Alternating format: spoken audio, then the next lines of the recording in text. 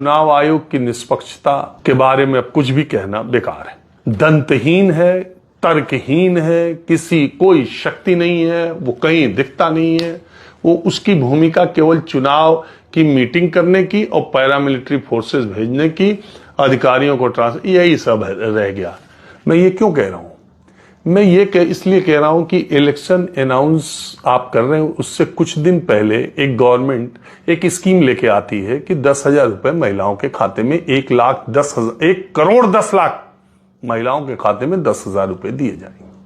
वो एक बार में 21 लाख लोगों के अकाउंट में ट्रांसफर करती है और उसके बाद चुनाव घोषित हो जाता है।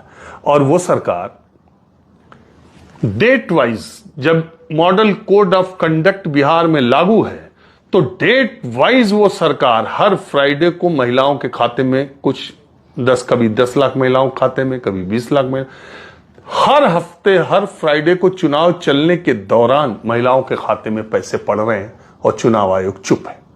वो चुनाव आयोग देख रहा है। चुनाव आयोग ये नहीं, क्या कहते हैं, पॉलिटिकल पार्टीज को लेवल प्लेइंग फील्ड मुहैया कराने का काम इलेक्शन कमीशन का।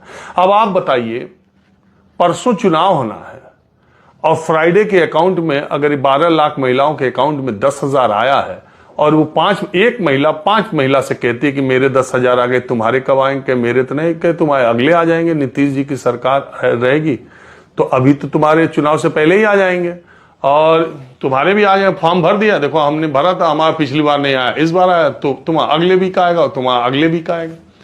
तो 1,10,00,000 के अकाउंट में आप पैसे डाल रहे हो और उसको एक महिला 4 महिला से कम कह रही है, तो 4 करोड़ तक जा रहा है ना बात।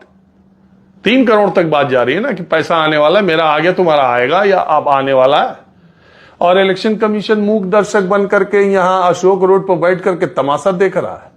पैसे ट्रांसफर होते जा रहे हैं। ऐतराज इस बात पर भी नहीं है। ऐतराज इस बात पर है कि इससे पहले की गैर बीजेपी सरकारों की ऐसी योजनाओं को चुनाव आचार संहिता लागू होने के बाद इलेक्शन कमीशन ने रोका भी है। तो फिर इस बार क्यों नहीं रोका? यह भूमिका उसकी क्या है? अगर आप हरियाणा और महाराष्ट्र के चुनाव की बात करते हैं, मैं राहुल गांधी जो वोट चोरी की बात करते हैं, उनके तर्क, उनकी टीम, उनकी बातों, उस पर मैं नहीं जाता हूं, चुनाव आयोग को जवाब देना चाहिए। लेकिन मैं आपको दूसरी बात कह रहा हूं, अगर 15 सालों से हरियाणा और महाराष्ट्र के चुनाव एक साथ घोषित हो रहे थे, तो इस बार पिछली बार क्यों नहीं एक साथ घोषित हुए? क्यों महाराष्ट्र की सरकार को यह फैसला लेने का कि वो लाड़की बहना योजना के तहत महिलाओं के खाते में पैसा डालेगी? यह ऐलान हुआ, उसके बाद उसको 3 महीने का मौका दिया गया कि 3 महीने तक वहां की महिलाओं के अकाउंट में पैसे जाएं, उसके बाद महाराष्ट्र के चुनाव कराए जाएंगे। क्यों कराए जाएंगे?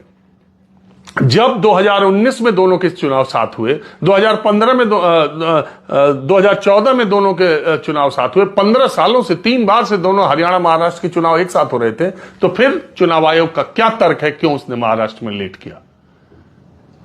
तर्क तो अगर सामने देखो तो यह दिखाई देता है कि उसने 4 जून को हारे थे इलेक्शन, लोकसभा का चुनाव। 28 जून मुझे जहां तक याद आता है, शिंदे सरकार ने फैसला लिया और उसके बाद तुरंत 3-4 महीने गया अकाउंट में महिलाओं के अकाउंट में पैसे डालो, चुनाव जीतो।